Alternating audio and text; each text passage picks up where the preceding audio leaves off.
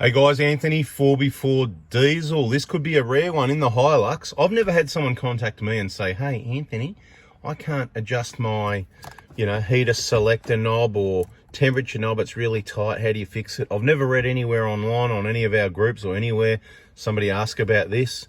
So I don't know if it's just me. No, there is a few other people that have this problem. So I'm not experienced with this. I'm trying to get some experience with it, and I was just going to share with you what we know so far. So there is someone that, well, there's a number of people that look after a fleet of Hiluxes, and therefore they can even know more than me, funnily enough. So there you go. So stay tuned, because we share information from people that know more than us and things we don't know as well. And what I've been told is when this is, so the issue we've got is, see there, that turns pretty easy. I just want to say, this is a 2013. It gets the crap knobs. The older ones, you've got the straight bit in the middle, nice and easy to turn. Beautiful. You are so lucky, like 2008, whatever. Look at these. You can't get a grip on anything. It just slips. Anyway, the point is with this one, I can make it happen. The blue part, not a real problem. Once it gets to there, it gets harder. I can make it happen, but it's quite hard to turn. Now, some people have said, oh, it's something about insulation falling down or whatever. Unless that's inside the heater box, and I don't believe there's insulation inside the heater box, there's nothing in the way of any of the mechanical movement down here on the side of the box.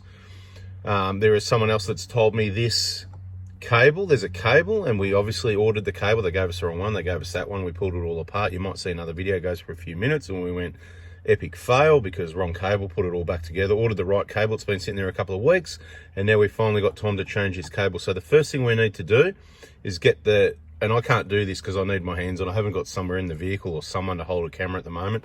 Basically, just get underneath here with your fingers even, and I'm just going to start. It's just clips, right? And then you work your way up, and this whole fascia around the radio is going to come up. So first thing I'm going to do is actually show you the part number for the what we believe to be the temperature control type cable, because see, it just says cable. They're both a bit like that. It's hard on the description at Toyota for them to figure it out. So that's the part number. If you've got knobs like this, even the older ones, I believe it's all two cables. It's this one and the other one for the screen, face, feet, direction selection, if you like. This is what it looks like in the bag. It's joined together. You just pop it apart. Now we're going to go and pop that dash out first, and I'll show you what it looks like once we pop that out. Actually, before we pop it out, the first thing I'm going to do is put it on cold, and let's go and have a look. All right, I'm actually going to turn this while I'm down there. Okay, down there we said, right? So have a look. Let's have a look. So that's on cold. See the one that's turning there, right? Funny thing is, right, when I had the cable off, because I've had this off, this just pulls off, right? When I had it off, this was easy to turn by hand, and the cable was easy to turn. So we're not really sure. You can see a bit of movement in the joints there, but it is just plastic stuff. Anyway, that's cold. That's the cold position. Take note. Now, that's where it starts getting tight. And obviously, that's all the way to hot. So to know where it's all the way to hot is when that white tab there is pressing down on that sensor there, right? Maxed out, right? That's, all right, now you can get the alignment wrong. So that's all the way to hot. What we're gonna do, we're gonna run it, and see the blue mark? There's a blue mark up the top there. Take note, see the blue marks, yeah? Middle of the picture, I think. I'm doing my best here. Right, so blue mark there, that's all the way to hot. So if you've got your cable all the way to hot, that's where that thing will push on. All right, turn it all the way the other way. All right, bada bing. So how about this? We'll put it all the way to hot, so then all the marks are lined up and we know where the cable's at. Yeah, good thinking. That's what I was thinking. Before we do, the other handy thing to have is a light. So I can turn off the camera light now in a minute, and a cloth, because I like things clean, and compressed air, because I like things clean. You can see kids, mate, someone's somehow slopped like one drip of Coke, right?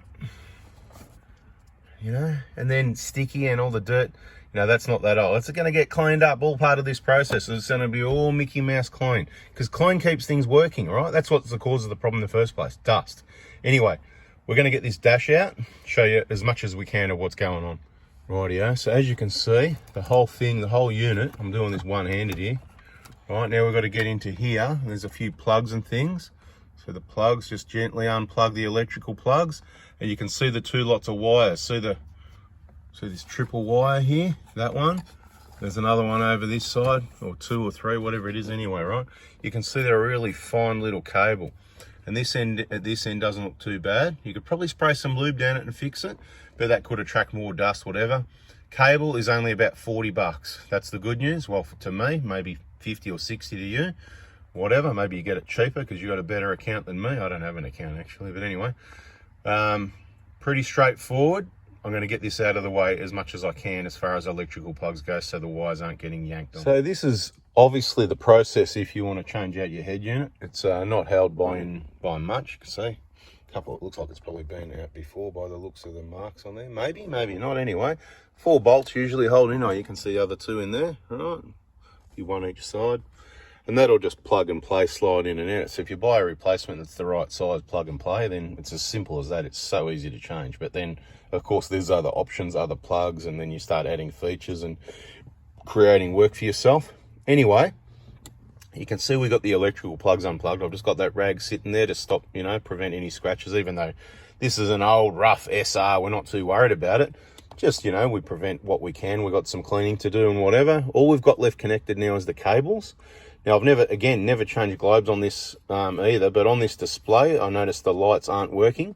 See those 2 brown things in there? That one in the middle of the picture, that's going to be a globe. And there's another one down under there. I believe both of those are out. So while I'm at it, hopefully I can source those. And if I got them here in stock, maybe not. And replace those globes as well. To get to those, to replace this cable, which is obviously the one on the right, from memory, there's a little clip somewhere we've got to locate to release it. I think it's actually that little clip right in the middle of the picture there. See that one? See that one, that little thing there? And that'll let this, I think it's that one. I'll have to have a look around actually. I'll let you know, let me get it off and then I'll confirm. It's actually quite obvious to see. It's not that clip in the middle of the picture facing straight down, like I just said it might be. But I don't think I can get the camera, but I'll try. But so there's a little clip. It's underneath. You've got to get to it from the side. Let's have a look around this side. Kind of round about somewhere in there. I can't even see now with the camera in the way, but basically there's a little clip. No, there it is. It's down. There it is. That's it. So see where the dirt is? All right, see where the dirt is? You don't push that further down. See the thickness of plastic in the middle of the picture? Just below that, we've got to push. If I had another hand, I could show you, but I'm going to do that now. See the clip there? I'm just slipping up. So underneath, there's another one each side, 180 degrees from each other, and then that'll just slip out like that, okay? And this one probably only goes one way, but I'm not sure, okay? So I'm going to spin this around a little bit. So you can see the unit here, that's what it looks like with that staying there. So these clips down here, those little ones, they're probably to remove the whole assembly or something else. I'm not going to mess around with those. It's probably a better option, yeah? And because I'm going to have a look around and try and work out what everything is, because this is not stuff that I normally do. So every now and then when we do stuff like this is how we get familiar with it. So that's what I'm going to do for a while now. The other end of this, I've just got to pull it off the heater box. It literally clips on. You get your 4 or 5 many fingers around it as you can, kind of like this, and just gently pull and it just pops off. That's what I found from popping it off last time when we were going to change it, when they gave us the wrong cable. So I got really good at taking it off and putting it on and all that sort of thing. So I've done it a million times now. And then obviously we've just got to feed the smaller end down through here. You got to be careful where you route it through. There's a couple little clips there you got to disconnect. So it might be a little bit fiddly down in there, all right? It's a bit dark. We need to start the camera with the light off next time, because this is our workshop light set up here to light up the job. Anyway, we're going to get on with the job and I'll add in any bits of info I think you might need to know. Okay, just for bonus info, I've got one of the globes out. They're just a little twist and carefully lifted out type globe. Toyota don't keep in stock. Toyota Australia don't keep in stock. They're $8 each, so they've got to come from overseas. Spoke to Repco. No, we don't keep them in stock. So it's one of those things that's a PITA. So what I'll probably do is order some and keep them in stock. So if your dashboard lights are out, this could be the issue. There's 2 globes there. And obviously I think that's the issue with ours. And so we're going to continue with replacing this cable job now. So we're just going to have a bit of a look down here. Right, we've got the light on. Okay, so this cable, right, follow it down. See, we might have unhooked it last time, but it kind of goes down there. Right, so you got to carefully get that through. and make sure with the new one you don't damage it. Let's go to the bottom now. Right, so down the bottom here, we know that's the one. We can see the marks lined up. So literally, I'm just gonna, I don't know how well I can camera this job, but I'm just gonna grab it and gently wiggle and pull. I don't know if there's something to release it, but you know what? This worked last time. Off she comes, right? There it is. So there's just these clips retaining it. See those clips there? So if you were good, you'd probably be able to get up there and get in and give those a squeeze in. But look, to be honest, this worked every other time. Haven't had a problem. So now, hear the other end of that cable moving. We've just got to work out somehow that we can fit one end or the other up through there. And that's going to be the hard part, right? So I'm going to get on with that. I can't tell you the easy way to do it. Patience, slowly, gently, out this one comes. Now, before you do this, this is where you check both ends of the cable before you pull it in or out and make sure it's right. And you can see, yes, we lubricated the hell out of it trying to see if that would fix it. And it hasn't made any difference. The only other thing I would say is, yeah, like I said already, it was easy to turn while it was disconnected like this. We could get up there and turn the flap there, that wheel. I'm not going to turn it at the moment because we wanted it all to go back together, hopefully right the first time. So there's no restriction in the box. There's no restriction, you know, at the cable, but we're replacing the cable because that's the easy option and people have said that it works. Now it appears as though that I'm wrong again. This is why you hang around and watch all the videos to the end, because things change. Now, I've finally got this one off the vehicle, right? And all I've got to tell you is absolute, no, I can't swear. Okay, all I'm going to say is if you get the cable out without swearing, you've done well. And if you get it back in, well, even more so. That's what I think is going to happen anyway. There's a wiring loom. Look, without doing too much, the under kick panel tray at the driver's side, took that off, then you could see in a bit more. You could pull a lot more stuff apart, make it a bit easier, but I pulled the wiring loom forward and there was just enough room to get this through. Hopefully I can get the new one back in. Now the next problem we got is, can you see how it looks different? You look at that, so this end, right, those two ends, they look, more or less, they look similar, don't they? But look at these two ends, how they look different. So I've gone, oh no, wrong cable again. And then I thought, well, hang on a minute, how can it be wrong both times? One's got to be right. So they might have been right the first time. Anyway, what I didn't realise is that by the looks of it, you've got to take this white piece off and swap it over onto that one, right? That's an assumption, right? But there's going to be some other differences in the cable. So what we're going to do, we're going to get the other cable back here again. We're going to compare both ends together, make sure we've got the right cable. Then we're going to swap this over onto the other one because this one there's nothing wrong with, so we'll have a brand new one in stock. My mistake for saying, oh, I don't think this is the right cable. Can you order me the other one? And we all agreed that it was very difficult to tell. But anyway, it doesn't matter.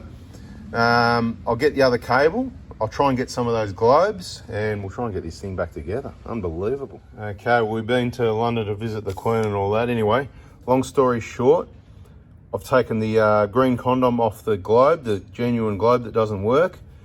These globes are smaller. They came from Burson's. They wanted $5.50 each. Unbelievable. Anyway, the cable. Now, the cable that we believe is the correct one now is this part number, but stick around in case I'm wrong again, okay? Because I could be wrong again. I'm about to open it up, split this and compare it to the old ones.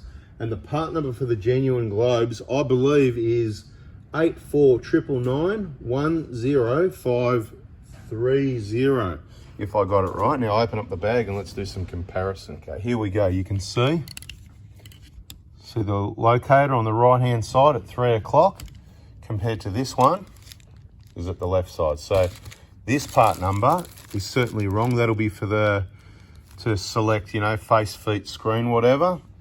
This one, same. Where I got confused originally, so don't do the same mistake as I did, first timers, right? I saw that, oh, it's different. Oh, look, something's wrong. No, but basically what will have to happen is that white piece there, you could either order that as well, or I've got to carefully unclip that and clip it in to this one, right? Make this one look like this one. Okay, so we've taken this piece off here. It's just two clips. It clips into those two holes there. Gently pulled it off. Probably could have got to the other side. Yep, there's some holes through there.